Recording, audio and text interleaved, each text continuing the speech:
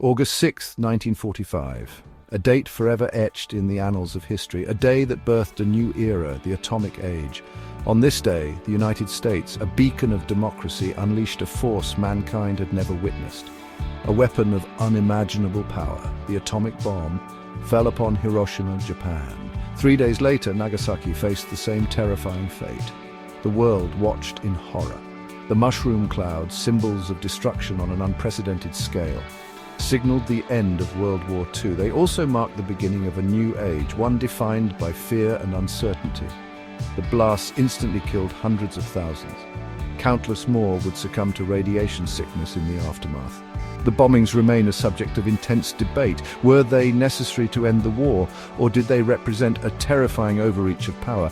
These questions continue to haunt us. We grapple with the moral implications. We search for answers in the ashes of history. We must remember, we must learn, we must never forget the lessons of Hiroshima and Nagasaki. The power to destroy, once unleashed, can never be fully contained. The stage for this tragedy was set years earlier. The attack on Pearl Harbor in 1941 thrust the United States into the global conflict. The nation was united in its grief and outrage. The call to arms was answered. America joined the Allied forces in the fight against tyranny. Meanwhile, a secret project was underway.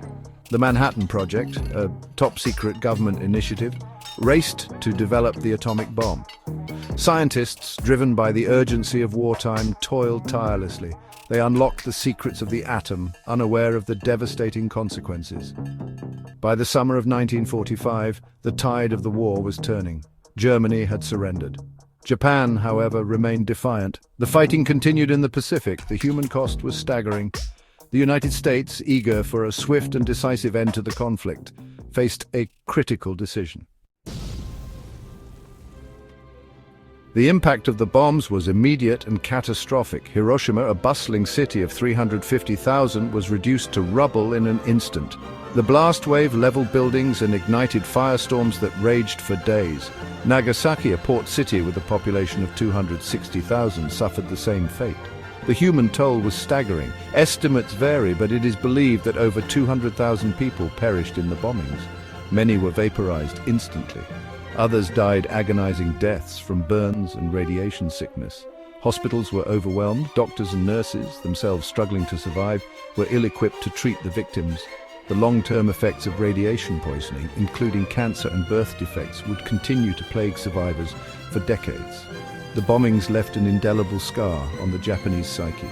The physical and emotional scars of that day continue to haunt survivors. The images of devastation serve as a stark reminder of the horrors of war. Section 4, Whispers of Surrender. Was there another way? In the aftermath of the bombings, the question that echoed through the corridors of history was simple. Was it necessary? Could the war have ended without resorting to such devastating force?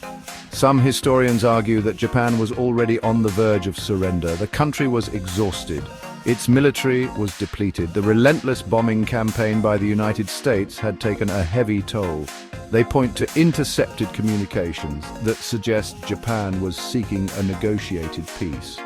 They question whether a demonstration of the bomb's power, rather than its use on civilian populations, could have achieved the desired outcome.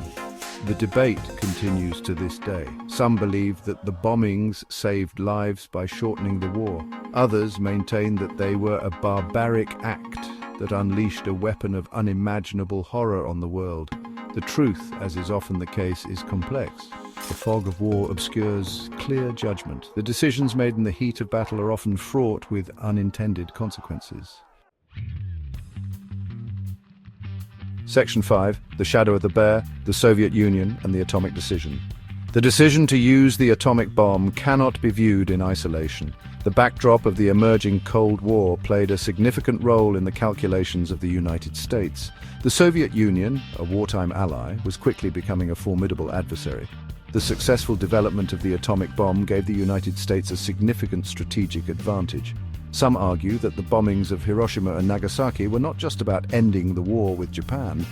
They were also intended as a show of force to the Soviet Union, a clear signal of American military might in the nascent atomic age. The bombings ushered in an era of nuclear deterrence, a terrifying balance of power that defined the Cold War. The world held its breath, fearing a nuclear confrontation between the two superpowers. The threat of mutually assured destruction cast a long shadow over global politics. The atomic bombings of Japan were a watershed moment in human history. They marked the beginning of the nuclear age, an era defined by both the promise of scientific progress and the peril of ultimate destruction. Section 6. A legacy of ashes, remembering the past, questioning the future. The legacy of Hiroshima and Nagasaki is complex and multifaceted. The bombings remind us of the horrors of war and the consequences of unchecked technological advancement. We must confront uncomfortable truths about our history and the moral implications of using weapons of mass destruction. The human cost of conflict extends beyond casualties to lasting trauma on survivors and future generations. The Hibakusha survivors of the atomic bombings carry physical and emotional scars, reminding us that the consequences of war extend far beyond the battlefield. As we reflect on August 1945, we must ask ourselves, have we learned from the past? Can we prevent such atrocities again? The answers will shape human history. We owe it to future generations to never forget the lessons of Hiroshima and Nagasaki. The future of humanity may depend on it.